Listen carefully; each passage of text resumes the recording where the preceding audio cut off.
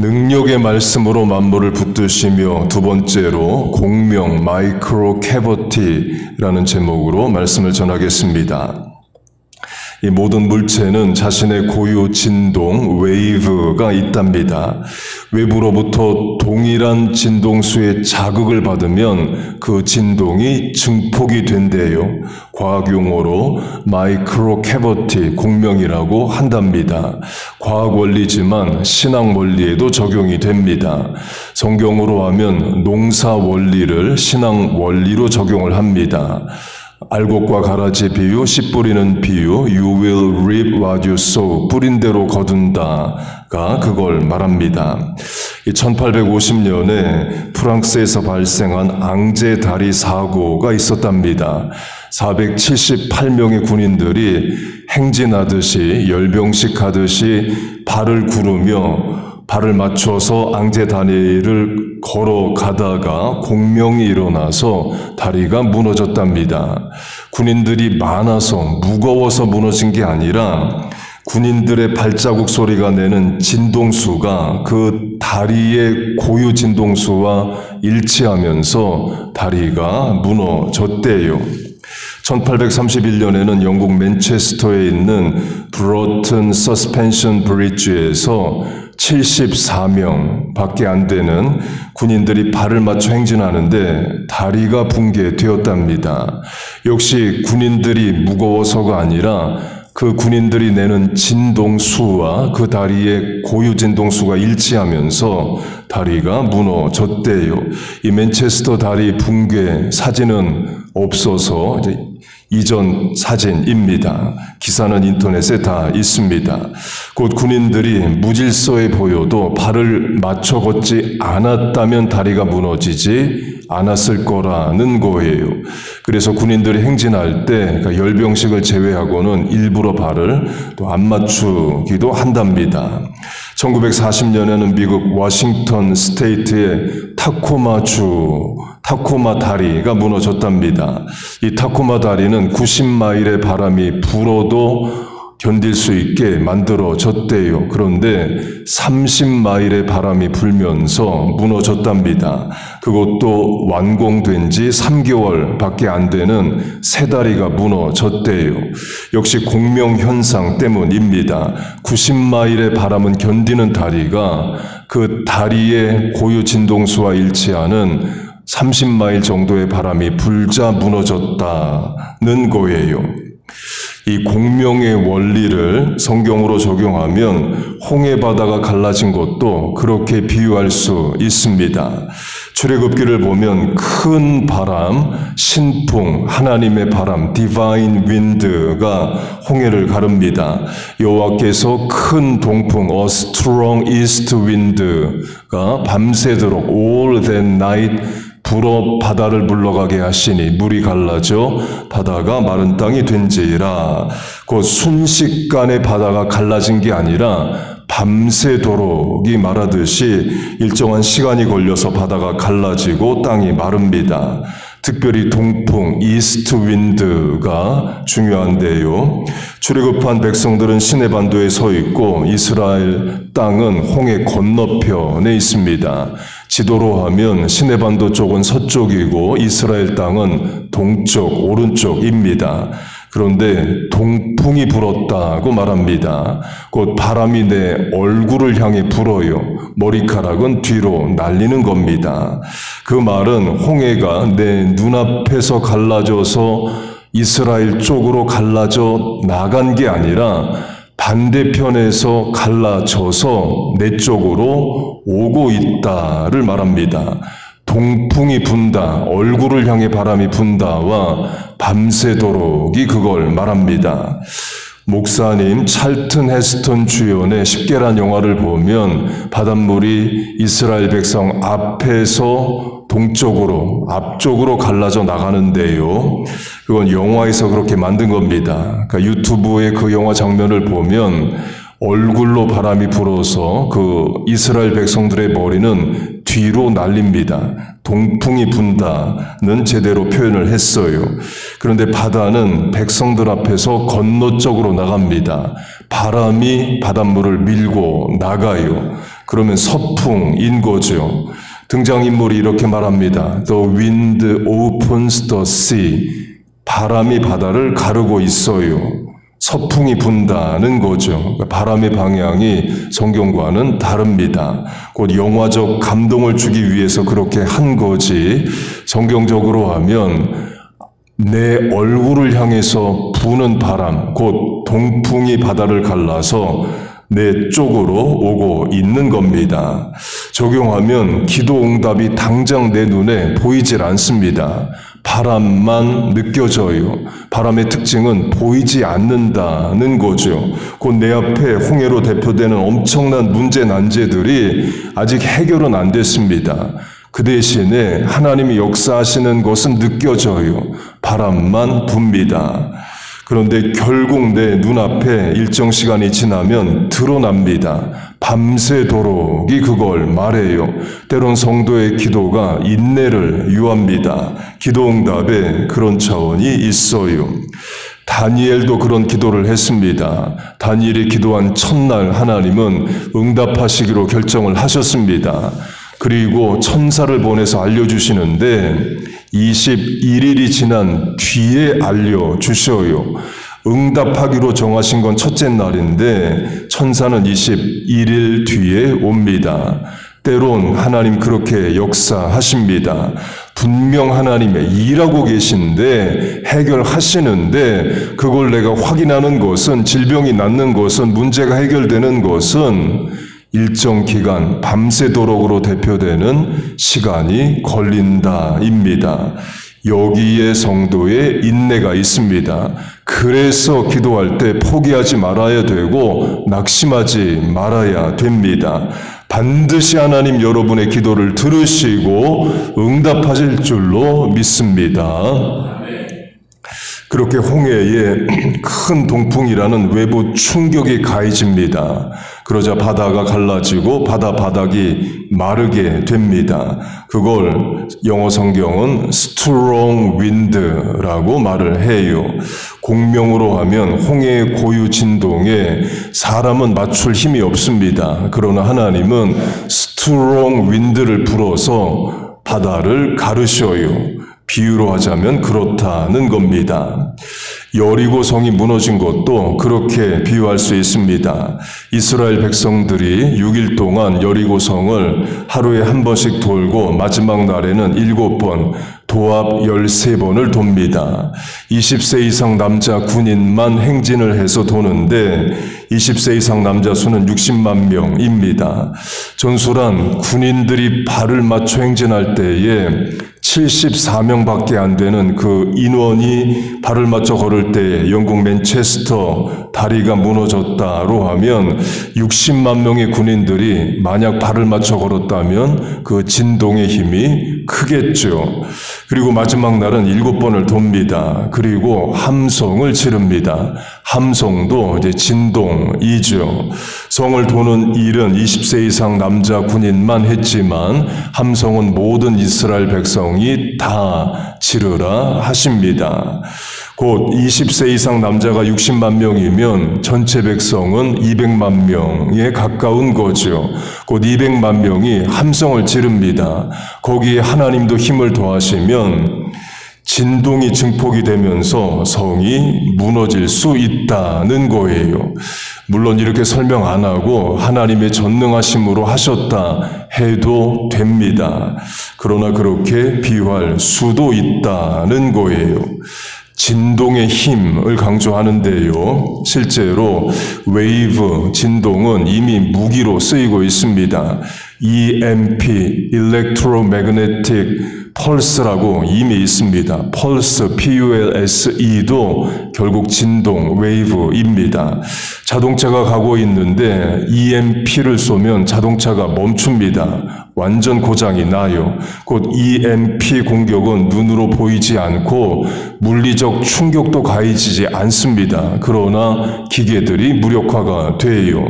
미국하고 중국하고 전쟁한다면 EMP부터 쏜다, 이런 뉴스들 많이 나옵니다. 그런 공명의 개념을 사람에게 적용하면요, 사람에게도 공명이 있을 수 있습니다. 관심, 습관, 호기심, 본성, 죄성이라는 사람마다 고유의 진동이 있다고 해보세요. 평상시에는 잘 드러나지 않습니다.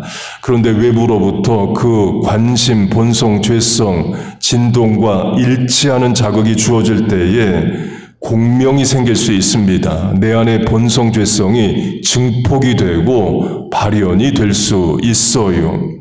다윗으로 하면 다윗은 돈의 유혹을 받지 않습니다. 사무엘상을 보면 아말렉과의 전쟁을 통해 얻은 전리품 부티를 이스라엘 남부 지역 유다 땅의 장로들에게 나눠줍니다. 당시 이스라엘의 왕은 사울이에요. 다윗은 쫓겨 도망다니는 자입니다. 사울 왕에게 붙잡히면 죽어요. 그래서 블레셋 땅의 망명에서 살고 있습니다. 이스라엘 땅 안의 식량 문제든 기근 문제는 현직 왕인 사울이 해결하는 거지 도망자, 망명자 다윗이 해결할 일이 아니죠. 그런데도 다윗은 전쟁을 해서 전리품을 얻으면 그걸 유다 땅에 나눠줍니다. 곧 재물이나 돈에 집착이 없어요. 그리고 다윗이 여호와의 전 성전을 지을 준비를 다 합니다. 하나님이 아들 솔로몬을 통해 짓겠다 하셔서 다윗이 못 지은 거지 모든 물질적 준비는 다윗이 해요. 자기의 모든 소유물을 들여 성전을 짓습니다. 그 다윗은 돈에 대한 집착이 없습니다. 공명으로 비유하자면 돈의 유혹의 진동이 70이라면 다윗의 고유 진동은 50과 같아요. 전혀 영향을 안 받습니다. 그러면 다윗은 무엇에 영향을 받느냐?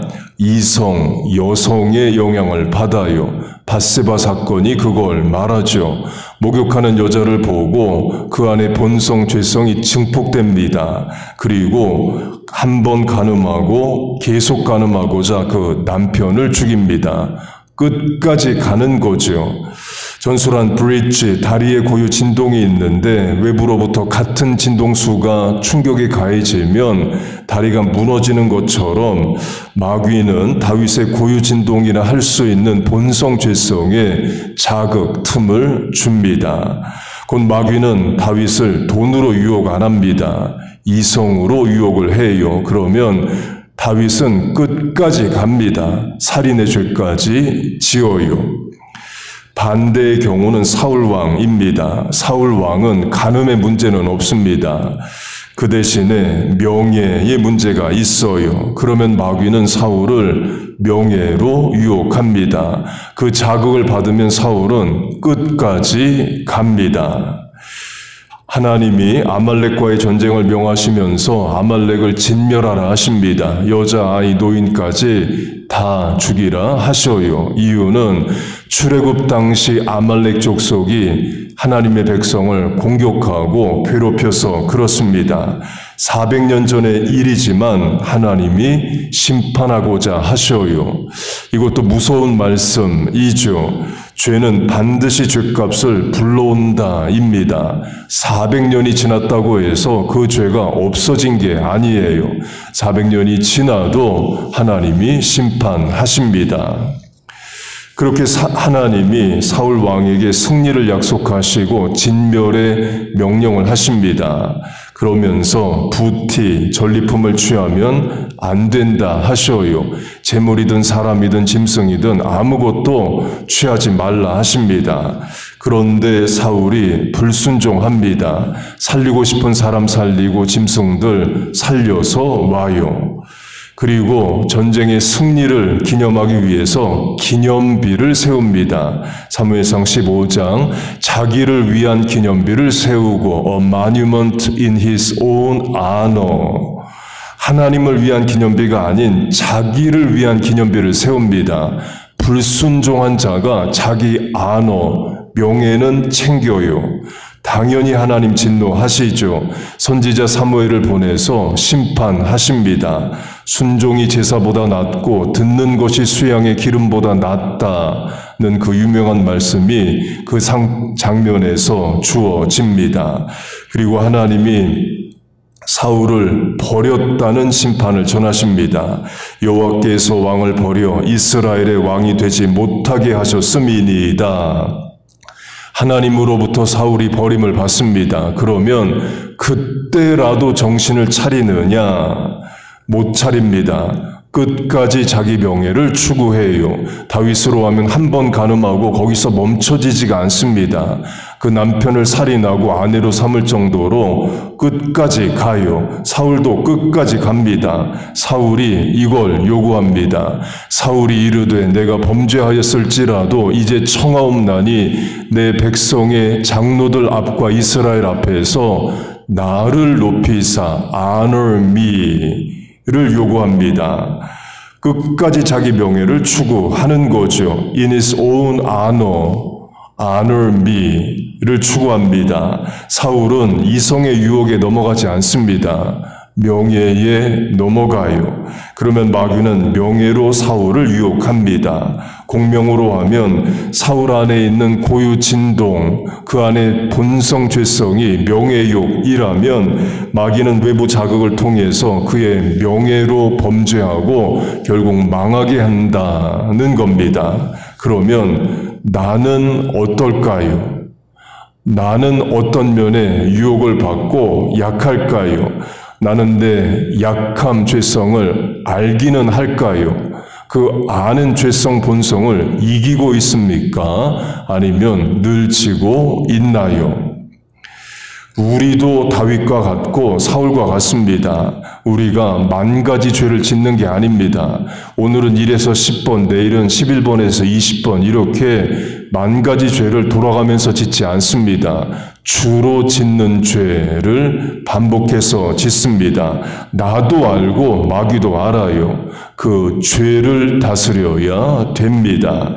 그런데 우리에게는 죄를 다스릴 힘이 없습니다. 우리의 의지는 무력합니다.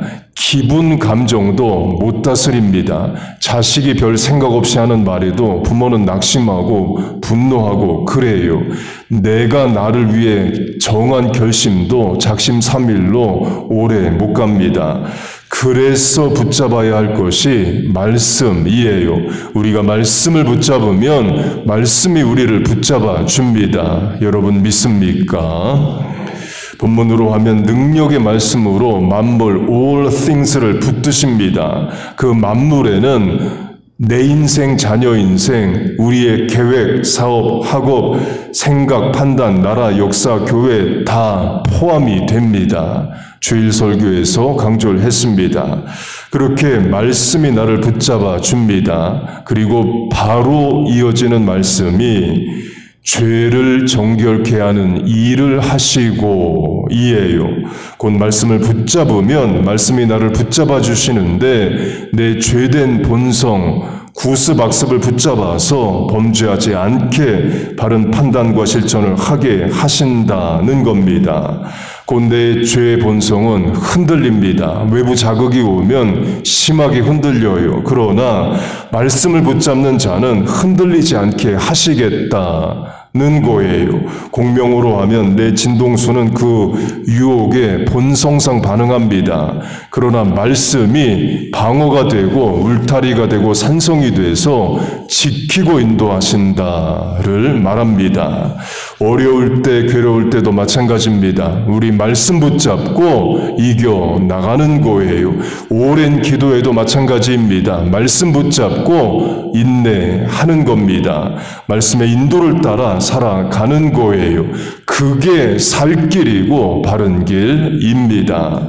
그렇게 하나님이 여러분을 붙잡아 주시고 여러분 말씀으로 이기고 인내하고 승리하시기를 축복합니다. 그럴 때에 내 앞을 가로막고 있는 홍해 같은 장애물이라 할지라도 여리고성과 같은 큰 어려움이라 할지라도 하나님 가르시고 무너뜨리시고 길을 여시고 해결하시고 치유하시고 응답하시는 역사가 있기를 주의 이름으로 축복하고 축원합니다.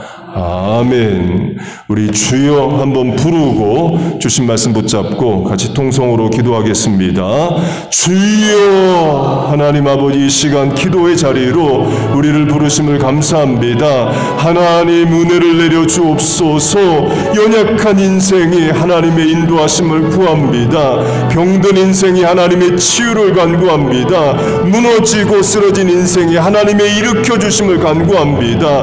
늦어진 인생이 하나님의 선착케 하심을 간구합니다. 하나님 아버지, 말씀으로 우리를 붙잡아 인도하여 주옵소서. 그래서 이기게 하시고 인내하게 하시고 결국에 승리하게 하여 주옵소서. 하나님, 우리 앞을 가로막고 있는 홍해 같은 어려움이 있습니다. 여리고성 같은 난제 문제 과제가 있습니다. 내 힘으로는 못하오니 하나님 도와주옵소서. 말씀의 능력으로 이기게 하여 주옵소서. 하나님, 그리고 우리와 자녀들의 본성 죄성 다스려 주시고 외부 자극 유혹들 이기게 하셔서 죄를 이기는 자 되게 하여 주옵소서. 하나님, 또 새로운 한 학기가 시작됩니다. 또 오늘 자녀들 학교에 가기 시작합니다.